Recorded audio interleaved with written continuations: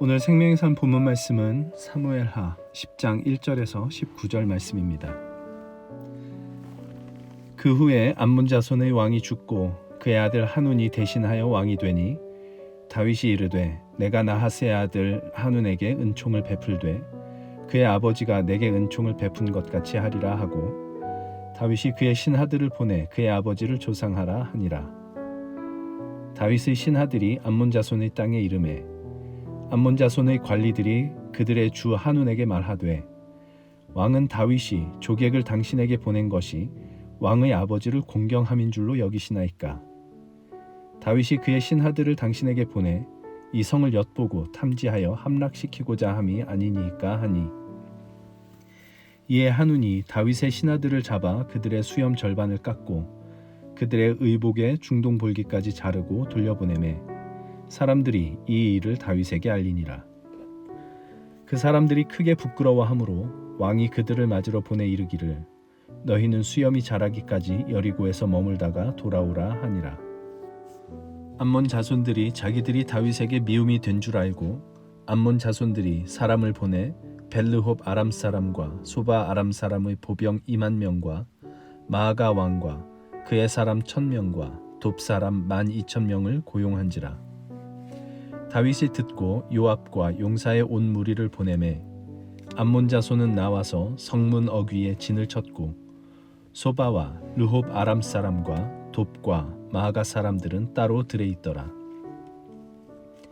요압이 자기와 맞서 앞뒤에 친 적진을 보고 이스라엘의 선발한 자 중에서 또 엄선하여 아람 사람과 싸우려고 진치고 그 백성의 남은 자를 그 아우 아비새의 수하에 맡겨 암몬 자손과 싸우려고 진치게 하고 이르되 만일 아람 사람이 나보다 강하면 네가 나를 돕고 만일 암몬 자손이 너보다 강하면 내가 가서 너를 도우리라. 너는 담대하라. 우리가 우리 백성과 우리 하나님의 성읍들을 위하여 담대히 하자. 여호와께서 선히 여기시는 대로 행하시기를 원하노라 하고 요압과 그와 함께한 백성이 아람 사람을 대항하여 싸우려고 나아가니 그들이 그 앞에서 도망하고 암몬 자손은 아람 사람이 도망함을 보고 그들도 아비새 앞에서 도망하여 성읍으로 들어간지라. 요압이 암몬 자손을 떠나 예루살렘으로 돌아가니라. 아람 사람이 자기가 이스라엘 앞에서 패하였음을 보고 다 모이매 하다레셀이 사람을 보내 강 건너쪽에 있는 아람 사람을 불러내매 그들이 헬람에 이르니 하다레셀의 군사령관 소박이 그들을 거느린지라. 어떤 사람이 다윗에게 알림해 그가 온 이스라엘을 모으고 요단을 건너 헬람에 이르매 아람 사람들이 다윗을 향하여 진을 치고 더불어 싸우더니 아람 사람이 이스라엘 앞에서 도망한지라.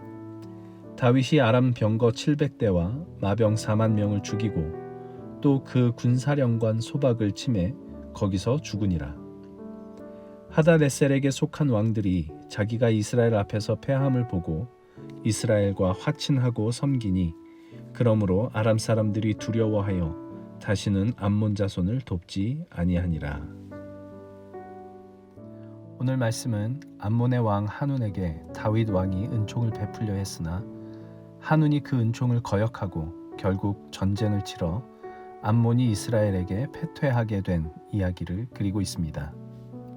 그런데 이 이야기 속에는 앞서 다윗 왕이 므비보셋에게 은총을 베풀었던 이야기와 여러모로 비교가 되고 또 대조가 되는 내용들이 담겨져 있습니다. 다윗이 므비보셋에게 은총을 베풀었던 것과 같이 이번에는 암몬의 왕 한운에게 은총을 베풀기로 합니다. 므비보셋에게 베푼 은총의 근거가 그의 아버지 요나단으로 인한 것이었던 것처럼 한운에게 베풀어지는 은총도 그의 아버지 나하스로 인한 것이었습니다. 그것을 오늘 본문 2절에 내가 나하스의 아들 한운에게 은총을 베풀되 그의 아버지가 내게 은총을 베푼 것 같이 하리라 라는 말씀으로 기록되어 있습니다. 아마도 다윗이 사울을 피해 다닐 당시 암몬의 왕이었던 나하스에게 도움을 받았던 것으로 여겨집니다. 그리고 바로 이 나하스가 다윗에게 보여준 호의 때문에 다윗은 나하스의 아들 한운에게 은총을 베풀기로 한 것입니다. 무비보셋이나 한운이나 자기들에게 은총을 받을 조건이 있어서가 아니라 그의 아버지의 가문에 속해 있는 자라는 이유로 왕의 은총을 받습니다. 그러나 왕이 베푸는 그 은총에 대한 이 두 사람의 반응은 극과 극이었습니다. 무비보셋은 자신이 하나님의 은총을 받을 만한 자격이 없음을 절절하게 고백하면서도 왕의 은총을 받아들였고, 한우는 왕이 베풀려 했던 은총을 받아들이지 않고 왕의 신하들의 수염을 깎아버리고 바지를 찢어 엉덩이가 드러나게 하는 등 도리어 왕의 신하들을 심하게 모욕하기까지 합니다. 무비보셋과 한우는 자격 없는 자에게 베푸시는 하나님의 은혜에 대한 두 가지 반응을 각각 대표하고 있다는 생각이 들었습니다. 곧 무비보셋은 그 은혜를 받아들여 왕이신 하나님의 가문에 속하게 된 사람의 대표이며, 한우는 끝까지 그 은혜를 거역하여 결국은 심판을 받게 된 사람의 대표입니다. 하나님의 은혜는 누구에게나 동일하게 임합니다. 하나님의 은혜는 선인과 악인을 구분하지 않고 잘난 사람과 못난 사람을 구분하지 않습니다. 세상에서 얼마나 큰 성공을 거두었냐를 따지지도 않고 얼마나 사람들에게 인정받는지를 따지지도 않습니다. 그런데 어떤 사람은 그 은혜를 받아들여 하나님의 자녀가 되고 어떤 사람은 그 은혜를 끝까지 거부하여 심판을 받습니다. 왜 그런 일이 일어나는 건지는 알 수 없지만 그 은혜를 받아들인 자와 받아들이지 않은 자의 차이는 분명해 보입니다. 그 차이란 그 은혜 앞에 어찌하여 죽은 개 같은 나를 돌보시나이까 라고 자신의 자격 없음을 고백하는 것과 끝까지 그런 은혜 따위는 없어도 잘 살 수 있다고 주장하는 그런 차이입니다. 그런 의미에서 하나님의 은혜를 입은 자와 그렇지 않은 자의 가장 큰 차이는 겸손과 교만이라고 할 수 있을 것 같습니다.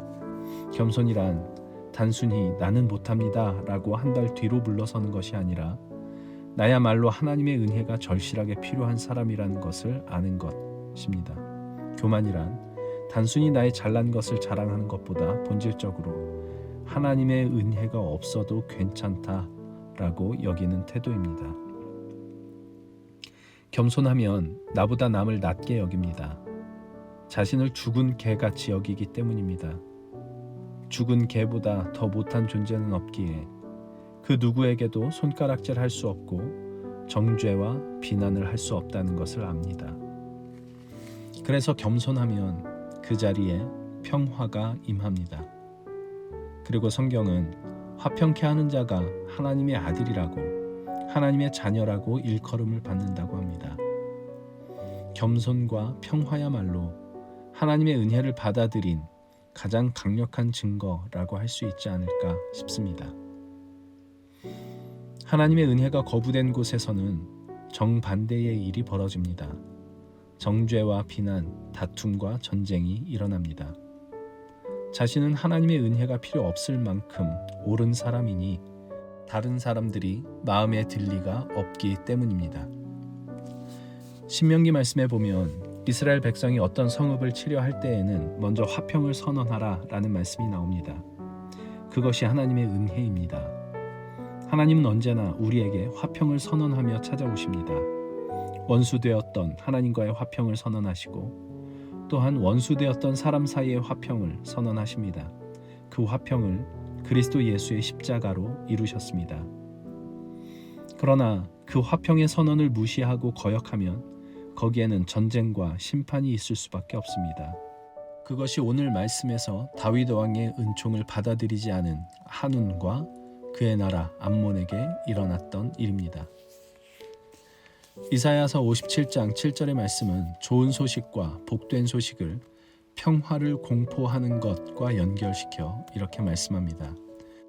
좋은 소식을 전하며 평화를 공포하며 복된 소식을 가져오며 구원을 공포하며 시온을 향하여 이르기를 네 하나님이 통치하신다 하는 자의 산을 넘는 발이 어찌 그리 아름다운가. 복음, 좋은 소식은 곧 평화의 소식이었습니다. 예수님께서 평화의 왕으로 오신 이유입니다. 하나님의 은혜의 통치가 임하시는 곳에 평화가 깃듭니다. 그것은 하나님의 그 은혜 앞에 자신을 비추며 죽은 개 같은 나를 돌아보시나이까 라고 고백하는 것으로부터 시작이 됩니다. 오늘도 하나님의 그 은혜는 평화를 공포하시는 복음으로 우리를 찾아오십니다. 그 은혜를, 평화의 복음을 받아 누릴 수 있으면 좋겠습니다. 그리하여 우리가 속한 가정과 일터와 교회와 또 우리가 가는 어느 곳에서든지 평화가 임하게 되는 놀라운 은혜가 우리의 삶 가운데 있으면 좋겠습니다. 하나님의 은혜는 오늘도 평화를 공포하십니다. 한운과 같이 그 은혜를 거역하여 전쟁과 심판의 자리로 가는 어리석음을 범하지 말게 하옵소서. 오히려 무비보셋과 같이 그 은혜를 받아 누릴 줄 아는 저희들 되게 하여 주옵소서. 겸손하며 나보다 남을 낮게 여기며 그래서 내가 있는 그곳에 평화가 임하게 되는 화평케 하는 자의 역할을 감당할 수 있는 저희들 되게 하여 주옵소서. 예수님의 이름으로 기도합니다. 아멘.